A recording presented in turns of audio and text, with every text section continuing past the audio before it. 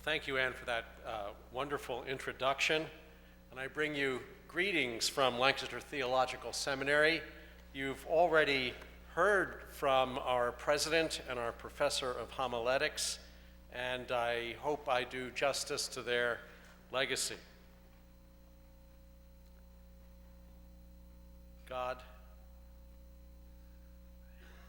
open our ears that we may hear your word, and open our eyes that we may see it.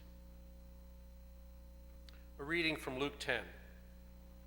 As Jesus and his disciples were on their way, he came to a village where a woman named Martha opened her home to him. She had a sister called Mary who sat at the Lord's feet listening to what he said. But Martha was distracted by all the preparations that had to be made. She came to Jesus and asked, "Lord, don't you care that my sister has left me to do all the work by myself? Tell her to help me." "Martha, Martha," the Lord answered, "you are worried and upset about many things, but few things are needed, or indeed only one. Mary has chosen what is better, and it will not be taken from her." May God bless the reading of God's word.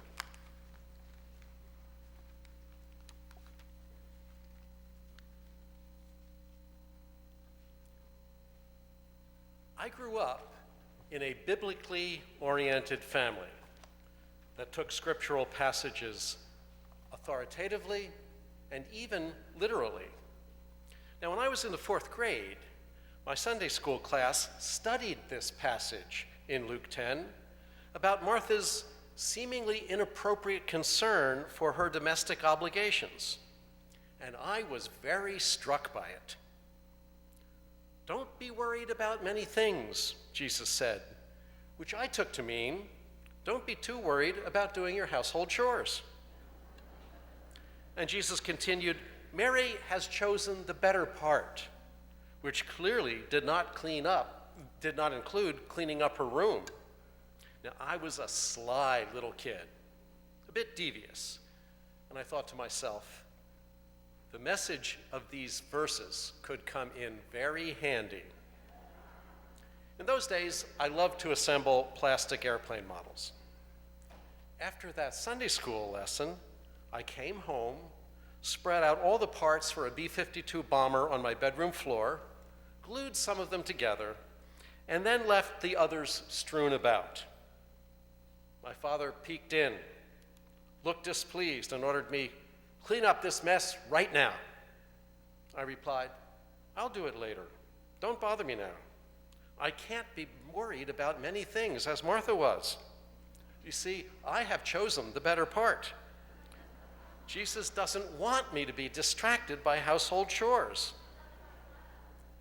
Unconvinced, my father said, "What exactly are you doing that Jesus would approve of?" I invented something quickly. "I'm thinking about the Trinity," I explained. Then Dad asked, "Then why do you have all these model parts spread out all over the place and a bottle of airplane glue in your hand?" Groping for an explanation, I replied, "Oh, keeping my hands busy helps me focus my thoughts on spiritual matters." Now, I did not know it at the time, but in my own childish way, I was articulating a long tradition of Christian reflection concerning Martha. She's received a very bad reputation in many churches. She's been cast as a paragon of worldliness, of superficiality, of messed up priorities. Many Christians have said, "What a jerk she was. She had the opportunity to learn spiritual truths directly from Jesus' mouth, and instead, all she could think about was doing the dishes." Some Christians have even concluded that a life of prayer and constant love for others is the only way to please God. and that any concern about earthly needs and wants is a mark of unchristian selfishness. But I want to put in a good word for Martha. I want to start a Martha Anti-Defamation League. Was she really so wrong? It doesn't sound like she was being selfish exactly. She was probably cleaning up the house to receive Jesus and his followers. Somebody had to get the food ready. Somebody had to make sure that there were enough plates and drinking cups for all those disciples. And just think of the way it is in a congregation. We need people to work in the kitchen, fixing the salad and making the coffee for the covered dish dinner, just as much as we need a preacher. If we always neglected these mundane tasks, surely our lives would devolve into chaos. Should we devote all our attention to diligent study of the Bible and to intense prayer and contemplation? Should I have devoted more time this morning to praying over my sermon and not taken a few minutes to brush my teeth? No, that doesn't make biblical sense. Jesus cared deeply about people's very everyday, ordinary needs. He wanted human beings on earth to flourish. He enabled the lame to walk, and he gave sight to the blind. Last week, you heard from Catherine Williams about the compassionate Samaritan. That Samaritan just didn't invite the wounded wayfarer to pray with him. No, he took practical steps to make sure that the guy's physical needs were attended to. And Jesus did show concern even for the small stuff, the creature comforts that make life pleasant. He healed Peter's mother-in-law so that she could get supper ready. He turned water into wine so that wedding festivities could continue. So what did Jesus mean when he upbraided Martha for being too concerned about many tasks? I think Jesus was really talking about the basic priorities in Martha's life and in every person's life. He was dealing with the issue, what is the ultimate focus for an individual's existence? What is it that a person lives for and gives her brief time on earth meaning? Let's consider one way of giving meaning to life.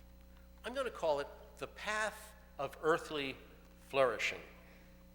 According to this path, having a full life can be defined purely in terms of the satisfaction of earthly needs. To be happy, in this view, is to enjoy physical health, to have adequate financial resources, to receive affection from family and friends, to participate in civic life, to have leisure to pursue hobbies, and to enjoy the collegiality and respect of one's peers, and to feel some pride in one's job. So the point of life here is to raise a family, play some golf, travel a little, get promoted, own some good medical insurance, and have a hefty retirement fund. Let's call this the horizontal axis of life. For some people, that's all they hope for. If you have interpersonal intimacy, peer affirmation, robust health, and financial security, then you have everything. Of course, in order to pull this project off, you need to have things go your way. You need to exert some effort and do some planning. To keep the respect of your friends, you need to keep the living room clean. To enjoy some leisure activities, you need a job with an adequate number of vacation days. To look forward to a comfortable retirement, you need about, these days, $1 million in assets, minimum. And that means you need a lucrative job, which means you need a good education.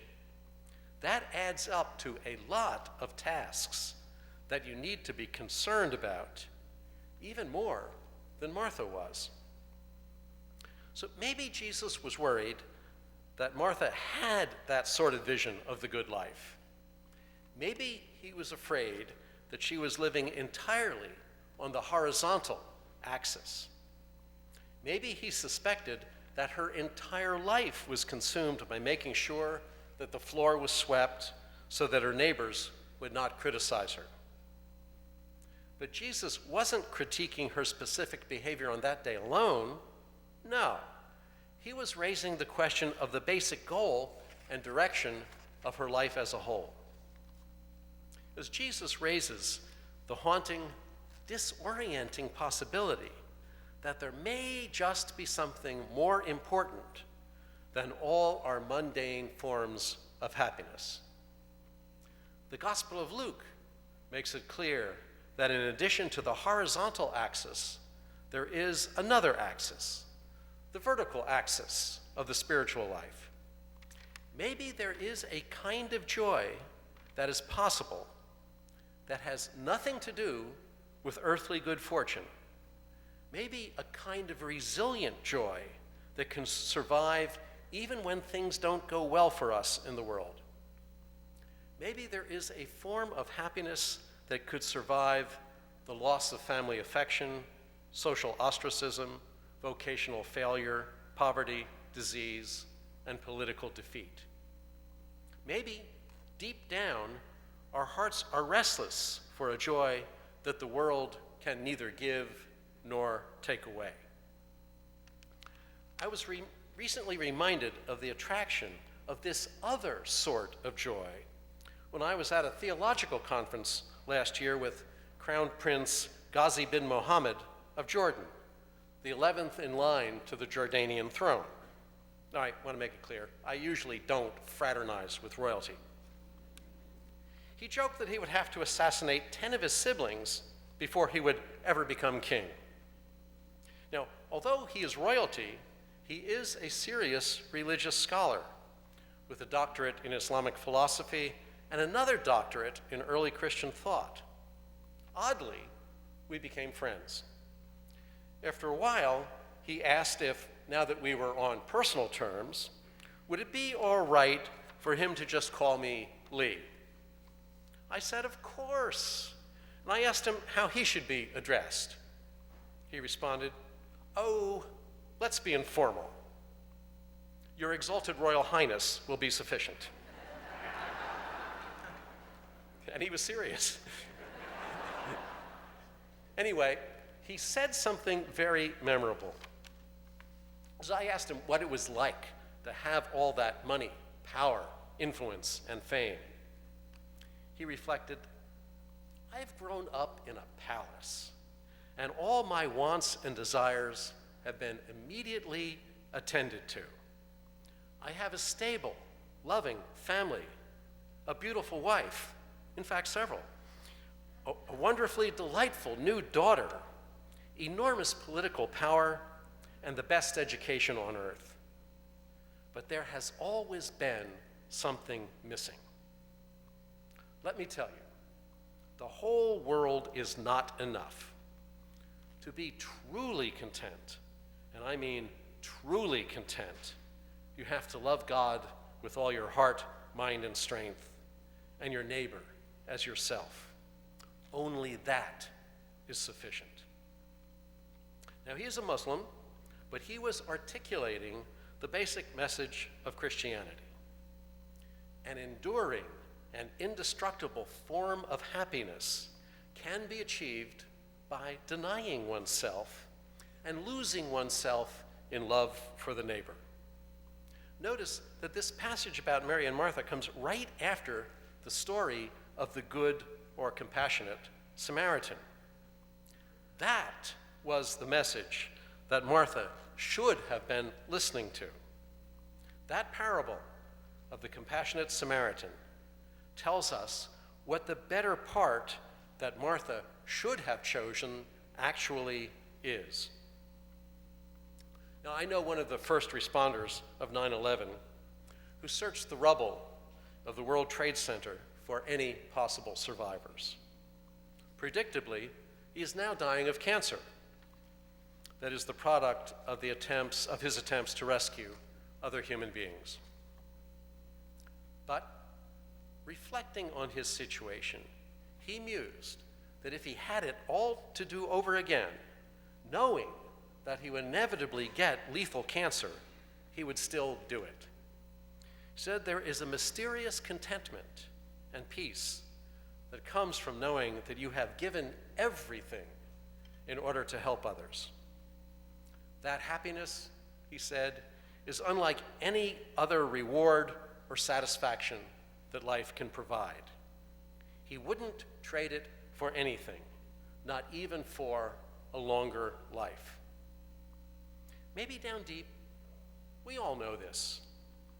There is a unique kind of exhilaration that comes from even the small episodes of self-giving, from donating a weekend to work for Habitat for Humanity, from volunteering to set up chairs for a church event, from buying a cup of coffee for a person who lives on the streets. That should be the goal of the Christian life, to love God and neighbor extravagantly, as the compassionate Samaritan did. But what does this mean for poor Martha, and for all of us who have many, many worldly tasks? Should she never clean the house? No. I think that Jesus meant this. All the little things about life that we treasure can be regarded not as ends in themselves, but as means to the end of loving God and neighbor more deeply. So by all means, Martha should clean up the house, but not because she is anxious about what the neighbors might think of her domestic skills, but because she wanted to offer a clean house as a gift of hospitality to those neighbors. The most mundane tasks can become expressions of neighbor love. The Scottish Presbyterians, who are probably the ancestors of many of you, often repeated a maxim: you can peel a potato to the glory of God as long as you peel it to perfection for the good of your neighbor. So, most of the trivial things that we do every day can be an instance of Christian love if the goal is to contribute something to the well-being of humanity. If you're a plumber, do your job not just to earn a living, but to keep the water flowing in your neighbors' houses. And when you brush your teeth in the morning, do it not just to prevent your own oral decay, but to avoid inflicting stinky breath on your neighbors. See, the goal of love can shape and frame and motivate every little thing that we do. The problem with Martha was that Jesus suspected that the many tasks that she was anxious about had nothing to do with pursuing a life of love. The Presbyterian heritage has always been sensitive to the difference between performing tasks for selfish reasons and performing a task because of one's love for God and neighbor. 2 weeks ago, President Litch lifted up the theme of self-sacrifice that has been very important for this tradition. The distinction between self-serving motivations and self-giving love was enshrined in a Presbyterian ordination question that was asked all candidates for ministry from the 18th through the early 20th century. The question was stark and it was shocking. It was this: are you willing to go to hell if God would be glorified and your neighbor would be saved by your own damnation? Now, if a person said no, are we talking hellfire? I don't want to do that. That's not part of my vocational plan. That meant that the primary motivation was a kind of spiritual selfishness, and therefore that person was unfit for ministry. Now, that question fell into disuse. You were never asked it, were you? Okay. But I heard it revived during an examination of a ministerial candidate on the floor of the Presbytery of the James in Virginia, one of my students. So she was being examined, and she was giving all the perfectly orthodox, correct answers. And everybody got a little bored.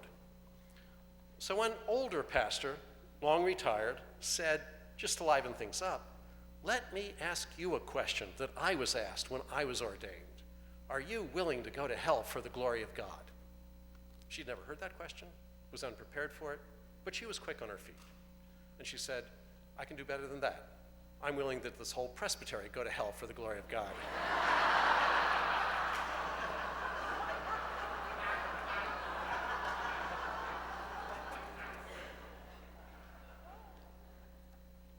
I think Jesus' worry about Martha is exceedingly timely. For right now, our society is de-emphasizing love for our neighbors. The general culture, particularly the media and the political arena, focuses on the satisfaction of immediate personal needs so that people will buy more products and politicians will glean more votes.